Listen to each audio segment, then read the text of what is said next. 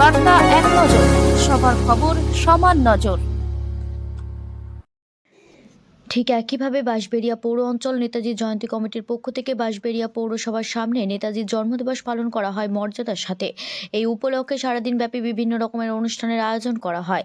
প্রথমে উদ্বোধনী সঙ্গীত, পরে জাতীয় পতাকা উত্তোলন করেন বাঁশবেড়িয়া পৌরসভার পৌরপ্রধান তাপস মুখার্জি। পরে নেতাজির মূর্তি ও শহীদ বেদিতে মাল্যদান করেন উপপৌরপ্রধান শিল্পী চ্যাটার্জি সহ বিভিন্ন ওয়ার্ডের কাউন্সিলর এবং নেতাজি জয়ন্তী কমিটির পক্ষে ডাক্তার ও প্রাক্তন কাউন্সিলর প্রণব কুমার ঘোষ ও এদিন মাল্যদান করেন। পরে শেষে বক্তব্য রাখতে গিয়ে প্রণব কুমার কি বলেছেন শুনবো।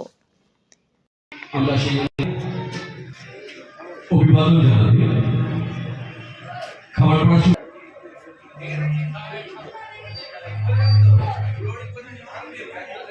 আজকের এই শুভ দিন 23শে জানুয়ারি ভারতবর্ষের স্বাধীনতা সংগ্রামের উজ্জ্বলতম দৃশ্য বীর নেতাজি সুভাষচন্দ্র বসুর জন্মদিন। বাঁশবেড়িয়া পৌরাঞ্চল নেতাজি জয়ন্তী কমিটি এই দিনটি বিশেষ শ্রদ্ধা সহকারে পালন করে আসছে 1969 সাল থেকে।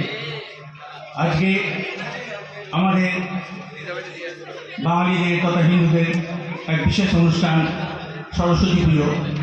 এই পুজোতে সকলেই আমরা ব্যস্ত থাকি, সকলেরই বাড়িতে পুজো হয়, তার মধ্যে থেকেও এই দিনটি আমাদের পালন করতে হবে। আমাদের এই অনুষ্ঠানে উপস্থিত হয়েছেন বাঁশবেড়িয়ার পৌরসভার ভাইস চেয়ারম্যান এবং অন্যান্য কাউন্সিলর, তারা সবাই এসছেন। Chairman Tapas Mukherjee, vice chairperson শিল্পী চ্যাটার্জি এবং অন্যান্য কাউন্সিলরদের মধ্যে আছে দেবাশিস সাধুকা, সরস্বতী ভট্টাচার্য এবং আমাদের অমিত। এরা সকলেই এখানে উপস্থিত আছেন।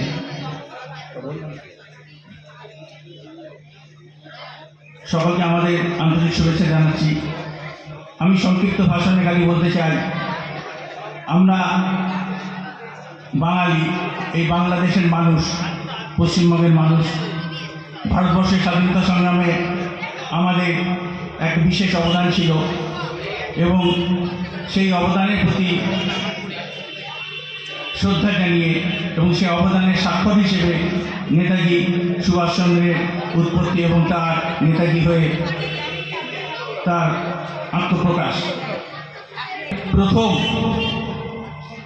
জাতীয়তাবাদী যে আন্দোলনটি হয়েছিল সেটি ছিল আজাদিন বাহিনী লালকেল্লায় যখন বিচার হয়, সেই বিচারকে উপলক্ষ করে 19